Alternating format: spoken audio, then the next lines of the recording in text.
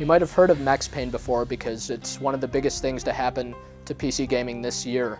On the PC side, people had been looking forward to Max Payne for years. It's been in development for almost half a decade, and for a long time people were seeing these amazing looking screenshots and hearing about how this game would combine the look and feel of movies like The Matrix and various John Woo Hong Kong action movies with really intense shooter gameplay. You know, when the game finally rolled around this summer, everyone was wondering whether it would live up to the hype, and indeed it did. It turned out to be one of the greatest shooters of the year on the PC side, and that's a place where the shooter market is really competitive. So the good news is the Xbox now gets a version of Max Payne for itself, and the better news is that it's a really great version of the game. It is everything the PC version was, more or less. By default, just becomes one of the greatest games that the Xbox has seen so far. You play as the title character throughout the game. He's this ex-New York cop who's been framed for the murder of his wife, the murder of his baby daughter, the murder of his best friend. He's caught at the scene of a crime. All kinds of horrible things are going wrong to him. All he knows is that he's got a gun in his hand, a whole bunch of goons in front of him, and he's looking for answers. It's a great excuse just to let you run around and shoot a bunch of thugs with a number of different weapons and through a number of kind of gritty New York environments. The game's story is actually a big part of Max Payne. It's surprisingly well done. It uses these kind of graphic novel style images to tell the story, and voice acting that seems hammy at first, but it's actually pretty engaging. The story plays a big part in the game, and it kind of reads like a cool pulp crime novel. It kind of keeps the context there and keeps you motivated to go on, as if a bunch of guys shooting at you isn't motivation enough. The entire course of Max Payne is just totally relentless. There are never any roadblocks. You're just always pushing forward. There's the only thing standing in between you and the next level are a whole bunch of guys, and you know how to get through that. The key innovation in Max Payne is what's called bullet time. He can fire his guns same as anyone else, but he's got this ability that makes the entire game slow down, all Matrix style or Hong Kong movie style. And the thing here is that you could still aim in real time. So using this technique, you can perform these big, like, kind of acrobatic leaps in the air and still draw a bead on like 3 or 4 different bad guys. And meanwhile, you'll see their bullets and shotgun pellets kind of whizzing right by your ear. It's this really cool effect. The sound all becomes muted, and you hear Max Payne's heart beating like as he's flying through the air, and it just never ceases to be impressive. It kind of seems like it's just this one trick that the game has to rely on over and over, but it's a really good trick, and it just stays a lot of fun.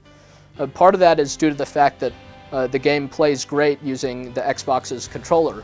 On the PC, the game uses kind of the standard mouse and keyboard setup that is used for pretty much every shooter. On the Xbox, it translates over to the gamepad really nicely. You use the left analog stick to move around and the right analog stick to aim, and the left shoulder button triggers bullet time and the right shoulder button shoots. I'm no huge fan of the Xbox controller, but this is the first time I thought it really worked perfectly. And in fact, holding it in your hand using the right trigger to shoot, it actually feels like you're squeezing off rounds of a gun. It almost feels like the game was designed to be played on this controller. Everyone harped on and on about how great the PC version of Max Payne looked, and the Xbox version pretty much looks just as good. So unless you have a high-end PC that costs more than $1,000, then you might as well see it on an Xbox, because it really loses nothing in translation. The textures are really crisp, and some of the most detailed that you'll see in any game. All the 3D models and architecture just looks great. The colors are realistic and well done, and so is the lighting.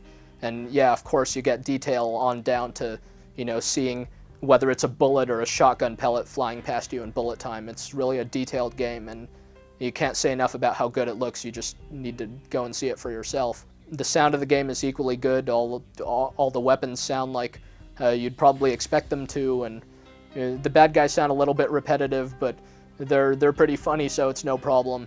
And the voice acting it's kind of forced, but it's still entertaining. It's got a distinctive sound to it.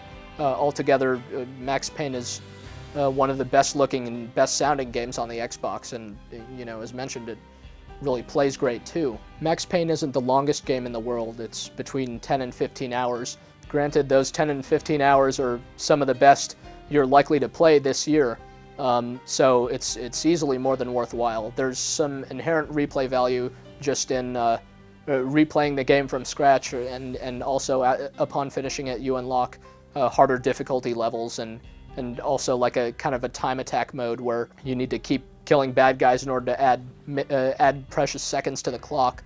But if you've heard that Max Payne is short, don't worry about it. It's more than worthwhile.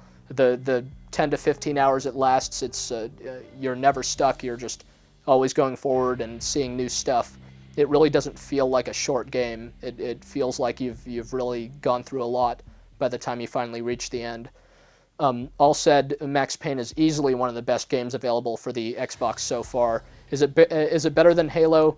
That's up to you, but it's easily a run for Halo's money, and the fact that the Xbox already has two spectacular shooters for it is pretty, promises a lot for how the system will continue to grow.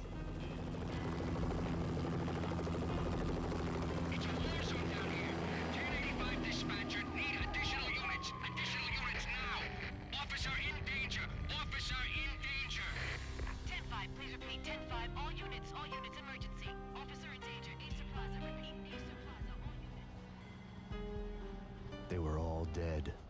The final gunshot was an exclamation mark to everything that had led to this point. I released my finger from the trigger, and then it was over.